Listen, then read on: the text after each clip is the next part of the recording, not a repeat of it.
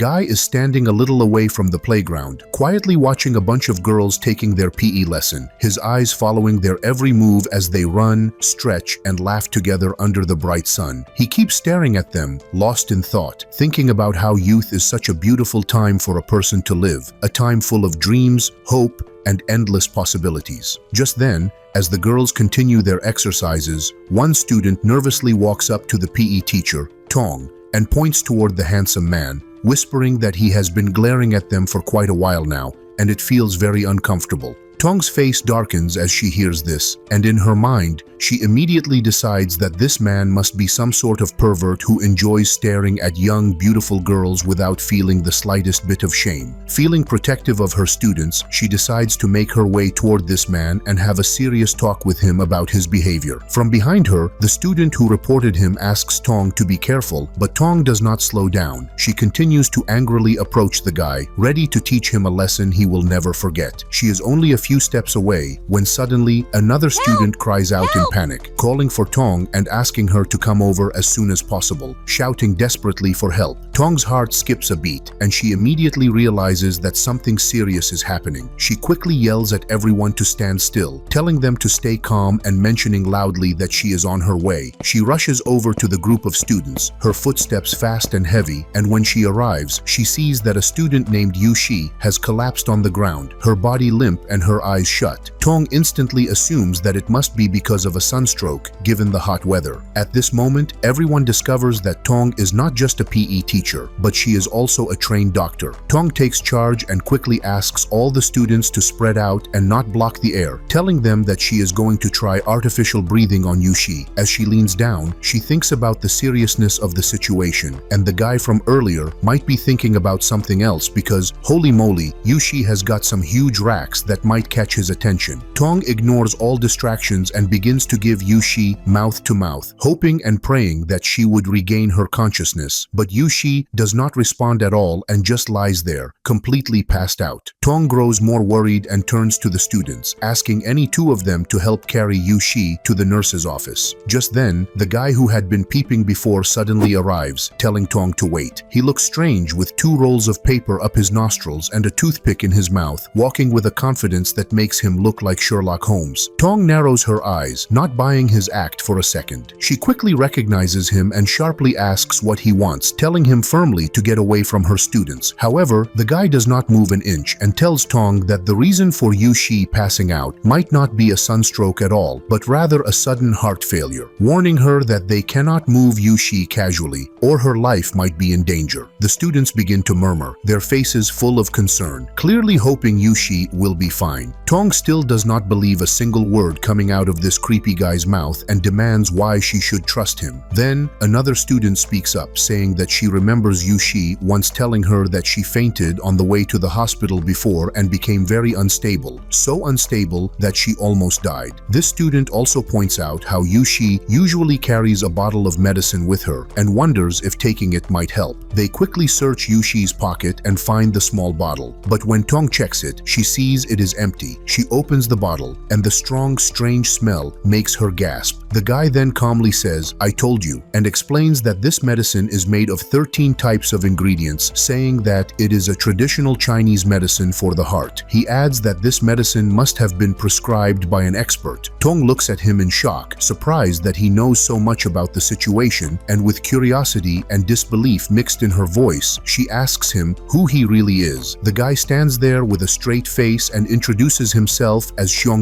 calmly adding that he learns Chinese medicine, leaving everyone stunned and silent as they stare at him. Tong, desperate for something to happen as Yushi still lies motionless, turns to Shyong with pleading eyes and asks if he has any method in his mind that could save her. Without hesitating or thinking for too long, Shyong calmly replies that artificial breathing with a heart massage is not such a bad idea, and it might work if done correctly. Tong immediately stands up, steps closer to Shyong, and with a stern and slightly trembling tone, tells him that she has already performed artificial breathing and even massaged Yushi Yushi's heart with all her strength, yet nothing happened, and Shyong himself was standing there watching it all. So why would he suggest something she has already tried? But Shyong patiently explains that not everyone can perform artificial breathing in an effective way, as it requires someone with a huge lung capacity and precise technique to make it truly work. He then adds, with a serious look in his eyes, that he can try performing it himself and that Yushi must be awake within 10 minutes after her heart failure, or else her life will be in very serious danger. Hearing those words, Tong feels her heart tighten as she remembers that it has already been 8 long minutes since Yushi passed out. Her mind races as she realizes that if Shyong is telling the truth, then Yushi might not live to see another day, so she makes a quick but heavy decision and gives him the green signal to proceed. Shyong gets up, pats his own chest as if to prepare himself, and assures everyone in a calm but confident tone that he is a doctor, and saving lives is not only his job but his duty. He stretches his arms and legs a little, loosening his shoulders, and then, with a strange smile, warns everyone that they must turn around and face away, or else he won't be able to control his hands while working on Yushi. Tong feels startled at his words and a little uncomfortable as her mind imagines what he might be planning to do, but she shakes her head and tells herself she is overthinking things. She forces herself to focus, reasoning that Shyong Yu might actually be the new doctor recently hired by their school, someone she hasn't met yet. Besides, if anything were to happen to Yushi right now, their school's reputation would be badly damaged, and she cannot let that happen. Quickly, she orders all the students to turn their backs and not to look again until Shyong himself allows them to. The students obey nervously, whispering among themselves but doing as told. Shyong, now standing beside Yushi, calmly tells Tong that when he treats a patient, he never differentiates between male or female and always performs in the same way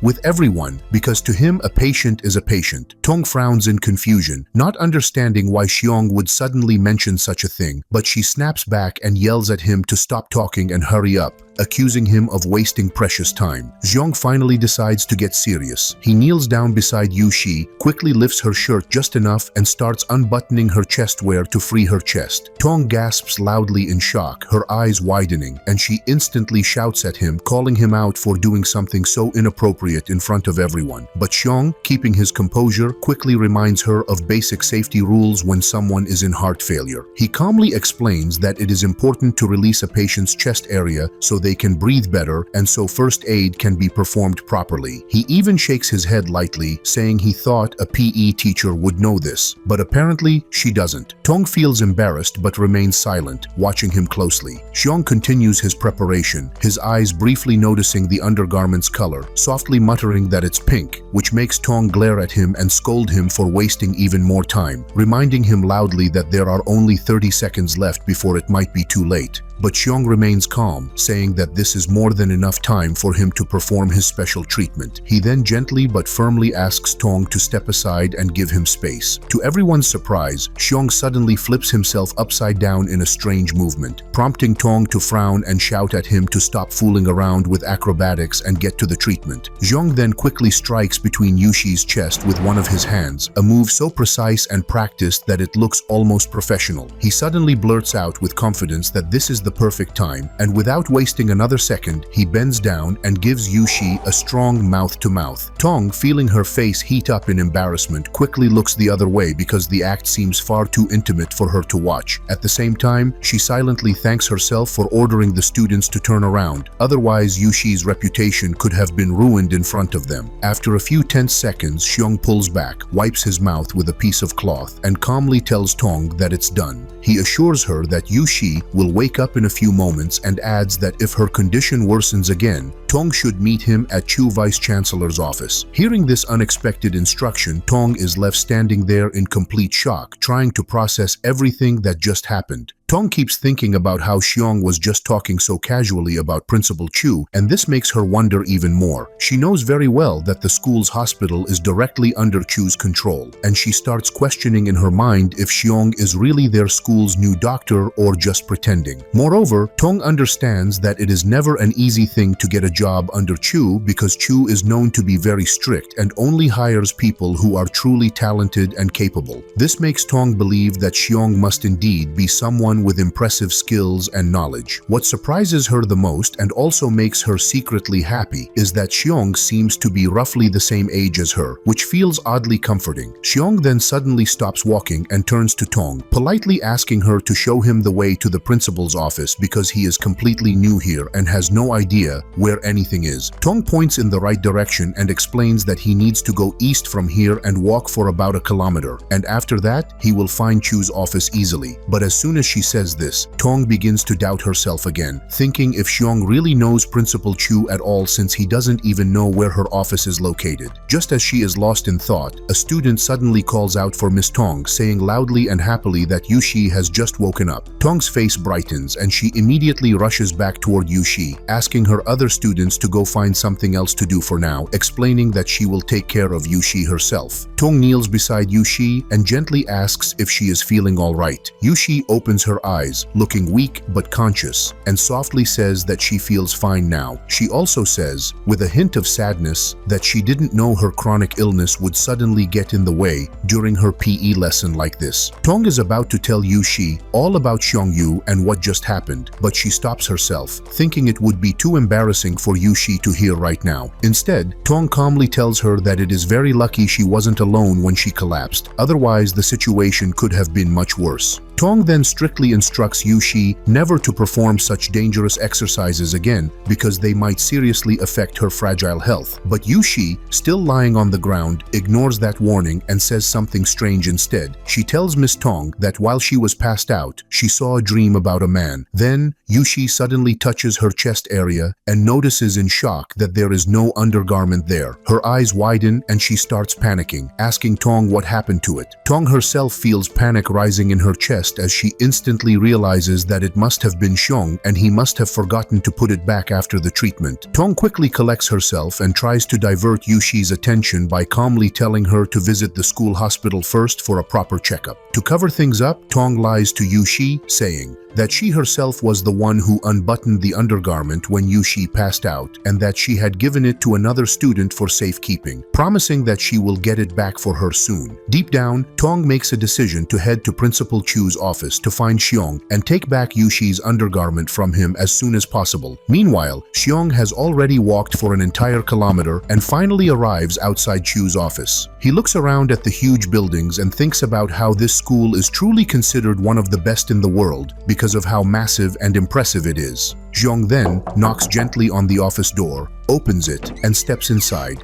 asking politely if this is the office of Principal Chu Hongshin. Inside, he sees a man and a beautiful lady sitting together. The lady smiles and replies that she is Chu Hongshin. Shyong takes a moment to carefully look at her and notices how elegant and stunning she is, which makes him think she definitely fits the image of someone important. Just then, the man beside her stands up with a proud look on his face, realizing that this must be Xiongyu. He introduces himself as Long Tengyun, explaining that he is Chu Hongshin's boyfriend, and adds with confidence that he is the general manager of the Long Corporate. Teng Yun clearly acts like a complete show-off, thinking way too highly of himself, and even begins to wonder aloud if Shyong is really on the same level of education as him. Shyong, on the other hand, quietly wonders in his mind if Chu has really started a relationship with this man in just a single month, because his grandfather had told him not long ago that Chu was single. Shyong then reaches out to shake Teng Yun's hand, but only pinches his fingers lightly instead of a proper handshake, officially introducing himself in a calm manner. Teng Yun notices this and realizes that Shyong is not friendly at all, so he quickly snaps back, blurting out that he and Chu are in a very serious relationship and that they truly love each other. Not only that, he even arrogantly asks Shyong if he thinks Chu's family will ever accept someone like him as part of their family. Teng Yun keeps going, proudly saying that he must be the better person because he has far more education than Shyong. Chu seems impressed by Teng Yun's confident words, smiling slightly, but Shyong is not moved at all. Instead, he calmly tells Teng Yun that although his name sounds pleasant, the way he talks clearly shows that he is not very educated. This angers Teng Yun and sparks an argument as he begins bragging about his years of studies, asking Shyong what exactly he excels in. Shyong pauses, then says with a straight face that he has read so many mangas, manhwas, and comics that it is equivalent to traveling the entire world twice. Teng Yun scoffs, saying those are just books for children. Shyong unfazed unfazed, decides to teach him something and asks if he knows what has been worshipped the most during 1,000 years of Chinese civilization. Teng Yun quickly speaks up, thinking he knows the answer to Shyong's question, and proudly tells Shyong that it is obviously the filial piety,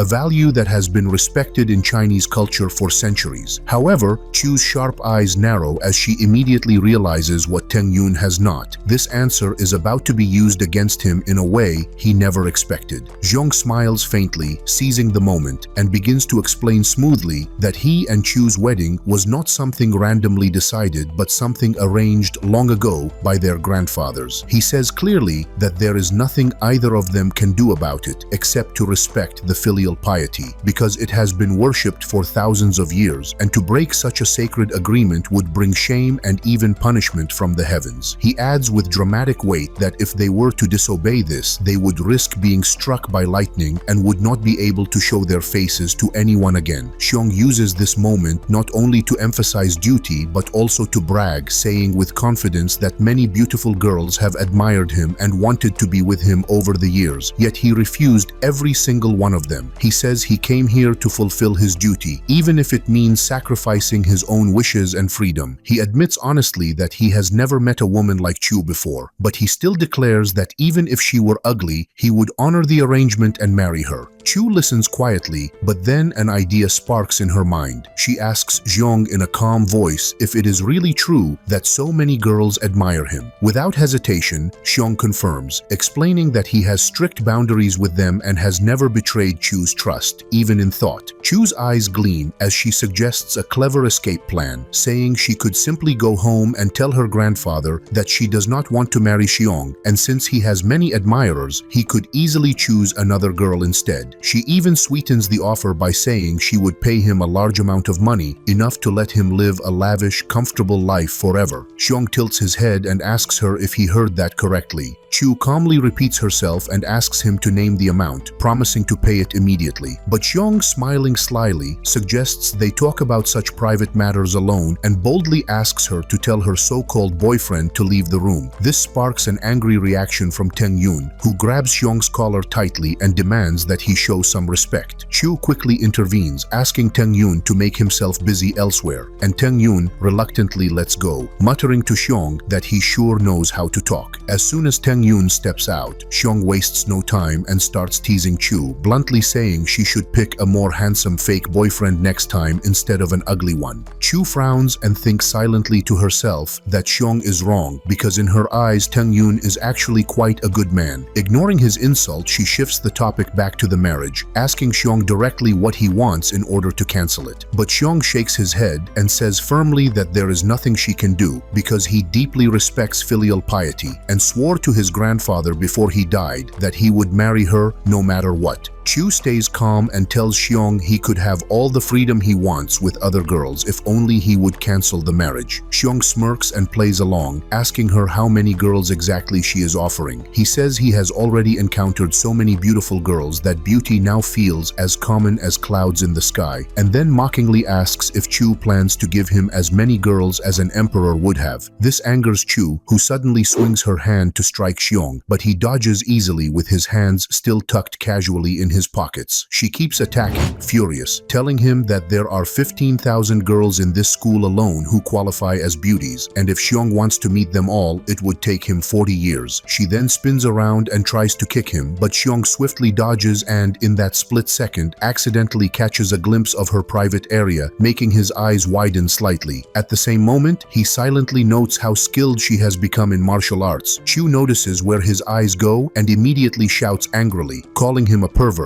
and launches another furious kick at him. Shyong dodges again, moving smoothly, and then in one swift motion strikes at her leg's weak point, causing her to lose balance and stumble forward. Chu lets out a small cry as she falls onto the table with her behind facing Shyong. While Chu is bending over the table, struggling and not having any control over her own body, her mind races back through all the years she has spent learning and perfecting her martial arts skills. She thinks to herself how she has trained for so long, spending countless hours sweating, falling, and getting back up again just to master techniques that very few could match. Yet here she is, pinned down so easily by Shyong, a man she barely knows, and it shocks her deeply. She never actually expected to be overpowered in terms of martial arts skill, and the realization makes her feel both angry and humiliated. Even the strength she normally has to fight back seems to have completely vanished. In a soft tone, almost pleading but still trying to sound strong, Chu asks Shyong to let her go, warning him that if he does not, she would never forgive him. But Shyong calmly reasons in his mind that if he lets her go now, she will definitely start attacking him again. So instead of risking more blows, he decides to take things a step further and tie her up so she cannot move. For this, he reaches into his pocket and takes out Yushi's chestwear from earlier, deciding to use it as makeshift rope. Seeing this, Chu's eyes go wide with fury and disgust, and she immediately shouts at him, angry that besides everything else he has done, he is now using another girl's undergarment for such a purpose. In her heart, she swears that she will tell her grandfather about this shameful act, and she pictures how embarrassed Shyong will be when everyone finds out. Meanwhile, Shyong, with his calm and practiced hands, continues tying Chu's wrists tightly behind her back, making sure she cannot escape.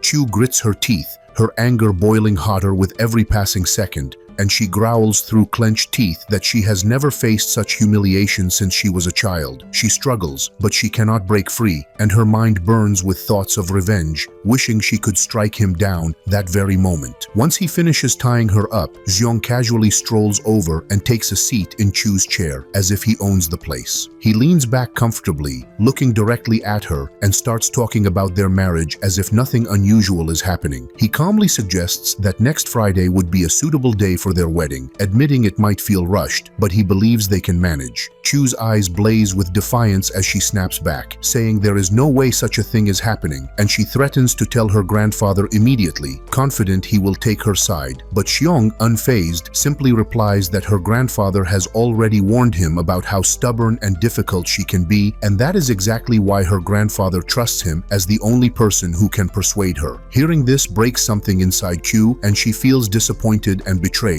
Realizing even her own grandfather is not on her side, she clenches her fists and spits out that she knows Shyong and her grandfather have had private talks, even a 4-hour-long conversation once, though she still has no idea what they discussed. Before she can demand answers, there is a knock on the door, and Tong's voice calls out, asking if Shyong is inside. Chu's heart skips, wondering how Shyong has managed to get so deeply involved in things on his very first day that Tong is now seeking him out, and even knows he might be in her office. Shyong hears Tong's voice and without hesitation tells her to come in, which only adds to Chu's anger. Chu quickly turns her body to hide the fact that her hands are tied behind her back. When Tong steps inside and politely asks why Chu called her, Chu quickly questions Tong about her visit, trying to act normal. Tong then calmly explains that she is here to retrieve Yushi's chestwear from Shyong. Chu's jaw drops slightly as she processes this, and in her mind she immediately imagines the worst, thinking there must be something intimate going on between Tong and Shyong. Her mind paints a scandalous picture that maybe they hid in some corner, did unspeakable things, and Shyong took off Tong's undergarment. Now Tong is back to get it, and Chu's face burns with anger and disbelief, thinking Tong must be shameless. Still, Chu realizes that in order for Shyong to hand the item back, he would need to untie her, so she holds her tongue. Shyong, sensing the tension, almost fumbles but quickly recovers, telling Tong in a calm tone that he still has use for the undergarment and will return it later. Tong gives him a puzzled look but decides not to press further, and when Chu coldly asks her to leave, Tong obeys, though she steps out with suspicion in her eyes, clearly noting that Chu's behavior was strange. The moment the door closes, Chu whirls around to face Shyong, her eyes sharp and cold, and in an attempt to gain control over the situation, she offers him 100 million as compensation.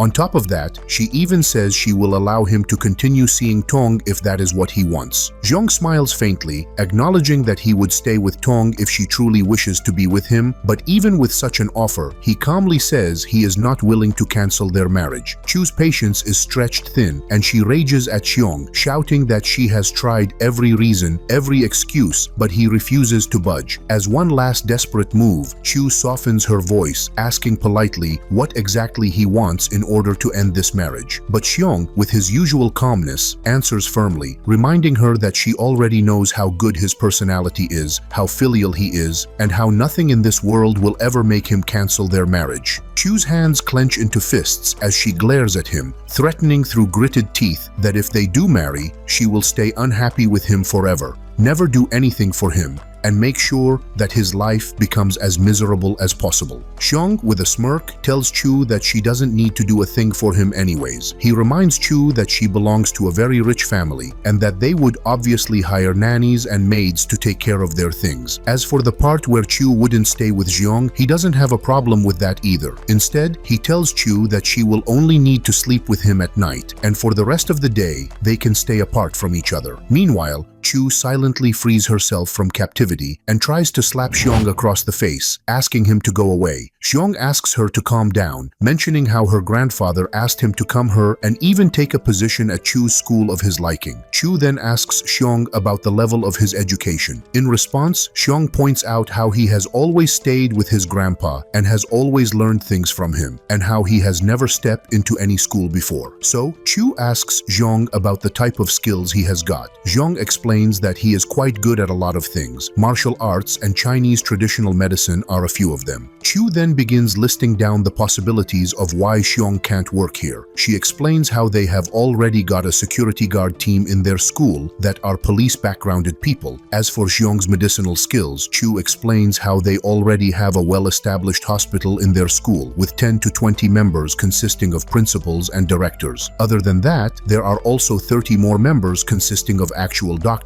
Among them, they also have a female doctor who studied overseas with more than 10 years of clinical experience. Hearing such high praises for this female doctor, Shyong wishes to meet with her. So, Chu decides to take him to meet Miao Ran, the female doctor, right away. While they are on their way, Shyong expresses amazement over how large Chu's school is, since they have to take the car just to meet with the doctor of their school. Chu acknowledges and states that their school is the best university of Chengchuang City for a reason. Moreover, she also mentions how their school's hospital is also ranked amongst the best ones out there. While they are on their way, Chu introduces to Miao Ran as her best friend and mentions to Shyong how Miao Ran had refused all other offers and accepted hers. While she is yapping, Shyong pays no attention. Rather, he tells Chu that the car doesn't suit her and asks her to exchange it with his bike, as the car would suit him a lot. Not long after, the two reach at their destination. However, Miao Ran is busy treating a patient, so Chu decides to hold on for a bit. In the meantime, Shyong believes that they are just waiting for the doctor to fail, and he thinks that he will be the one to save the day. Simultaneously, a student seems to have recognized Shyong from earlier. As soon as Shyong realizes that the patient is Yushi, the female student explains to Shyong how Yushi's undergarment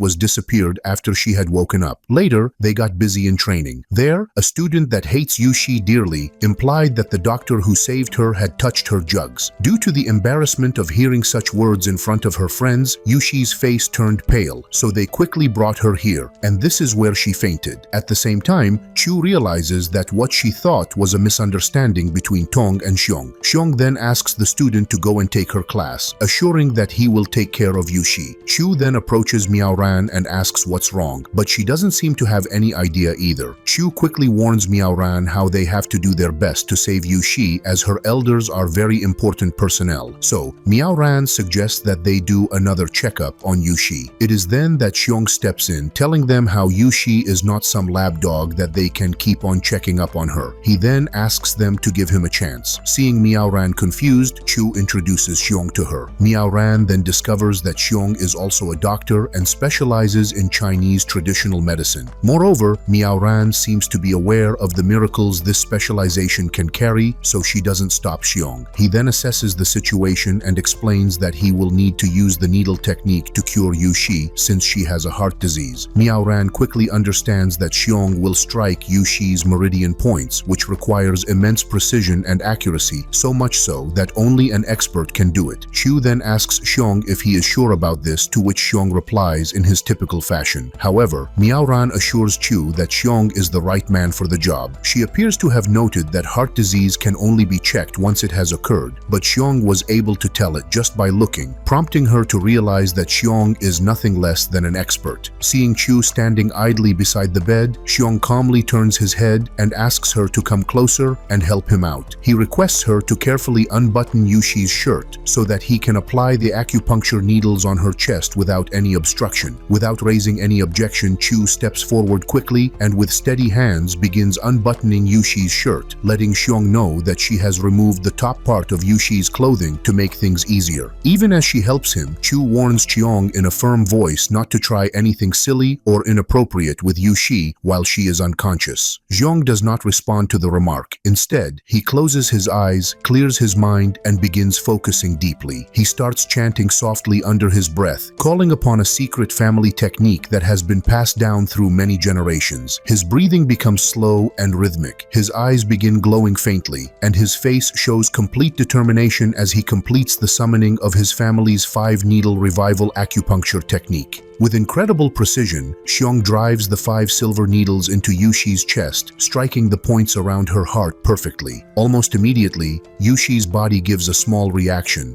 a faint twitch of her fingers and a change in her breathing, though she is not fully awake yet. Seeing these small signs of life, Chu and Miao Ran exchange hopeful glances, their hearts beating faster with relief. Shyong exhales slowly, feeling a weight lift from his shoulders, because even though healing a heart disease like this is extremely difficult, he has managed to temporarily bring her back from danger. He knows very well that if he hadn't done this in time, Yushi would not have survived another day. Shyong keeps his fingers steady on the needles and strengthens their energy for a whole minute, carefully channeling his inner strength through them. When he finally pulls back and checks her pulse, he notices with satisfaction that Yushi's breathing is now calm and steady, and her heartbeat has returned to normal rhythm. Shyong then gently withdraws each of the silver needles, announcing that Yushi's condition is now stable for the moment and that he has removed all the needles from her heart area. Miao Ran, who has been watching closely the entire time, is left completely amazed by Shyong's extraordinary medical skills and bows slightly, thanking him sincerely for saving Yushi's life. Her admiration grows, and she nervously asks Shyong if he would consider teaching her this special technique, hoping to learn from him. Shyong shakes his head humbly, saying he doesn't think too highly of himself, and that someone with 10 years of clinical experience like Miao Ran deserves more than what he can teach. He admits that he does not even hold an official medical license and hopes she does not look down on him for that. Miao Ran, however, feels deep respect for him, especially because even when he was working close to Yushi's exposed body, he never once let his eyes wander, showing complete focus and discipline, something rare in a person. After finishing his task, Shyong quietly leaves the room, thinking to himself how unexpectedly busy this day has become. He had only come to talk to Chu about their marriage, but somehow ended up saving Yushi not once but twice. As he walks, he wonders why he even stepped in to help her so much, though he is grateful that he learned the special eye technique from his grandfather when he was young. In truth, during the treatment, Shyong admits to himself that he did take a few discreet peeks at Yushi's body when nobody was looking, though he quickly pushes away the thought, feeling a touch of guilt and sadness over her painful condition at such a young age. He recalls checking Yushi's palm earlier and finding something unusual about her fate,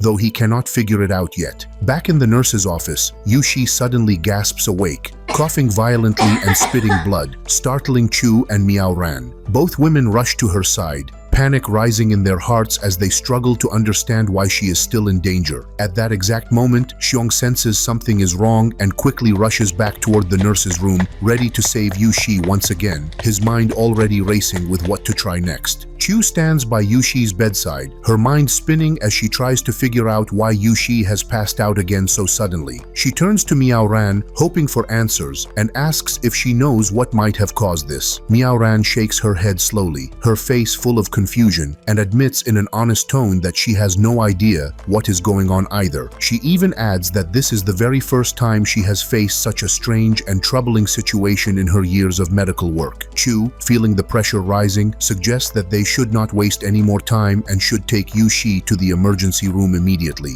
fearing that her condition could get worse. Miao-ran quickly agrees with Chu's suggestion, knowing that they have run out of other options and that Yushi needs urgent help. She begins to carefully pull Yushi up from the bed, asking Chu to help her lift the girl gently. But before they can move Yushi even an inch, the door opens and Shyong steps in, just in time, his voice calm but firm as he asks them to put Yushi down right away. He warns them seriously that moving her in such a fragile state is dangerous and could put her life at greater risk. Both Chu and Miao-ran hesitate and then slowly lower Yushi back onto the bed, listening carefully as Shyong quickly instructs Miao-ran to decontaminate the needles as fast as she can. While Miao-ran rushes to do that, Shyong crouches down beside Yushi and starts examining her closely, his brows furrowed in deep thought as he tries to think of another way to cure her condition. Inside, he feels a pang of guilt and begins to hold himself responsible, whispering softly that he should have been more careful earlier. He knew Yushi's heart was weak, yet he didn't take enough precautionary steps, and now she has collapsed again. Determined to save her, he decides he must use a more advanced method, the boiling frog water technique, an old secret skill that might help bring Yushi back. As these thoughts run through his mind, Miao-ran returns with the sterilized needles and hands them to him,